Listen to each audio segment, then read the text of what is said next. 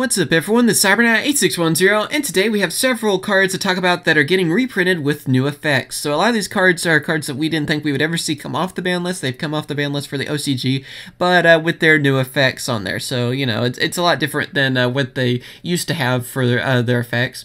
And yeah, they're going to be coming out for Glory of the Duelist for them. No idea when we would see these cards over here in TCG in English. And, you know, if that would happen or what. I assume we'll eventually get the same treatment on that, but it could be probably this summer or later than that even. You never know with Konami on that kind of stuff, because Glory of the Duelist has not even been announced for us in the TCG. Anyway, let's go ahead and start talking about all these different cards. First off, we have Chaos Emperor Dragon. Yes, it has returned. Some of the coolest looking artwork to have any card out there. And let's see, its new effect is Konami Normal Summoner set must be special summoned from your hand by banishing one light and one dark monster from your graveyard, and cannot be special summoned by other ways. During the turn you activate this card's effect, you cannot activate other effects.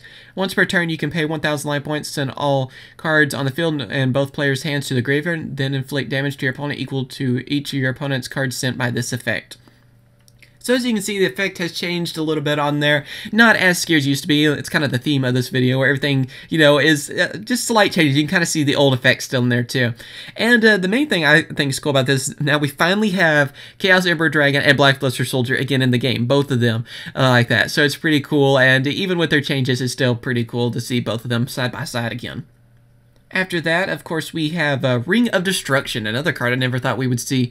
Anyway, its new effect is, you can only activate one Ring of Destruction per turn. During your opponent's turn, target one face-up monster your opponent controls whose attack is lower than or equal to your opponent's life points. Destroy that face-up monster. And if you do, you take damage equal to that monster's original attack. And if you do that, inflict damage to your opponent equal to the damage you took.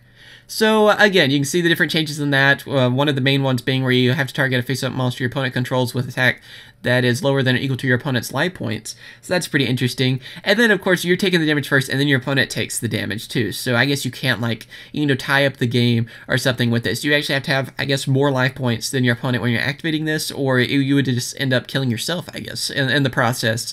So pretty interesting. It's cool to see the changes on that. And like I said, it's one that I never thought we would see again. But I guess with the new effect, it actually makes sense.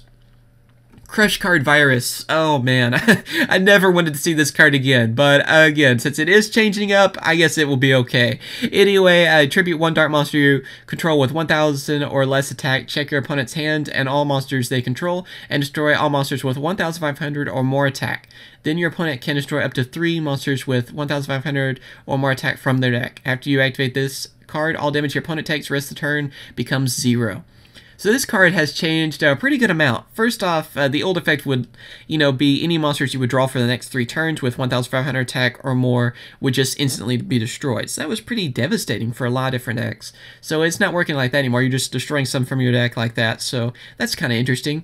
And then, of course, activating this card, your opponent takes no damage for the rest of the turn, basically. So that's another one, too, that can help out, I guess, since you're wiping out all their cards, it seems like, or it seems like that's what usually happens when people activate this card. And you just can't devastate them and, like, either win the duel or just inflict a lot of damage. So I guess that kind of evens this card out a lot, and it really changes it up. So still has some pretty cool-looking artwork, too. The next card we have is Temple of the Kings. It seems really weird to see this card. I remember when it was printed in the Merrick structure deck for us over here in the TCG, how it's just instantly banned. They just kind of made it for collector's purposes. So here's its new effect, though, where you can only use one Temple of the Kings effect per turn, and only once that turn. You can activate one trap card you control during the turn it is set. You can send both this card and one face-up Mystical Beast Circuit to the graveyard, special summon one monster from your hand or deck, or one fusion monster from your extra deck. So this card will let you instantly activate basically a trap card, and then also if you use Mystical Beast Circuit with it, then you can special summon a monster from your hand or deck, or even a fusion monster from your extra deck. I like that last part the most, being able to bring out a fusion monster like that. But again, you know, you can see the changes on that, pretty cool, and I wonder if people actually use this again, especially with a Mystical Beast Circuit. I don't know, it seems like a pretty interesting card. It's one I definitely have to try out all these new cards pretty much, so especially that one though, that looks like it would be fun. After that, we have Exchange of the Spirit. I remember this card. Man, this is pretty interesting. Its new effect is you can only activate one Exchange of the Spirit per duel. If Each player has 15 or more cards in their graveyard, pay 1,000 life points. Both players swaps the cards in their decks with the cards in their graveyard, and then shuffle the decks. So basically, you're just switching your deck with your graveyard, plain and simple. And the different requirements now is like, have to have 15 or more cards in their graveyard and stuff too. And you only activate it once per duel. I believe that was something that was different from the original as well. Yeah, still seems like a fun card. I always thought it was kind of a funny card when it came out anyway. And with this new requirement, I wonder if anyone's even going to use it. It'd be pretty interesting because that's a pretty big requirement because both players have to have the 15 or more cards in the graveyard. So, I don't know. It'd be one too, like I said, that would be interesting to see if that would still be usable, I guess. After that, we have Sinister Serpent, the card I always see people talk about, saying that it could be brought back, and that was with its old effect. Now let's see its new effect. You can only use the effect of Sinister Serpent once per turn. During your standby phase, this card is in your graveyard, add this card to your hand. During your opponent's next end phase, banish one Sinister Serpent from your graveyard.